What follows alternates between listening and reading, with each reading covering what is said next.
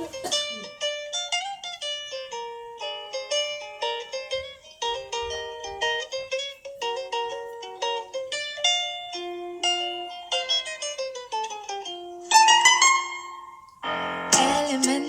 pa lang, napapansin na nila mga gawi kong parang hindi pambabae. Kasi bis na Chinese garter, laruan ko ay text sa cholens.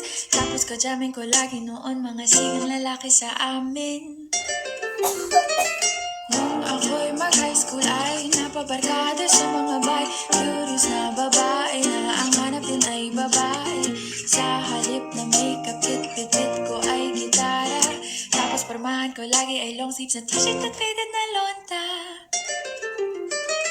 Pero nung makilala kita, nagbagong bigla ang aking timpla. Natutuwa ko na magpariban at mag-ahit ng kilay at lisan sa man. Hindi ko alam kung anong meron ka na sa akin ay nagpalambot ng bigla. Sinong mag-aakalang lalaki pala ang bibiyag sa tulad kong tigre.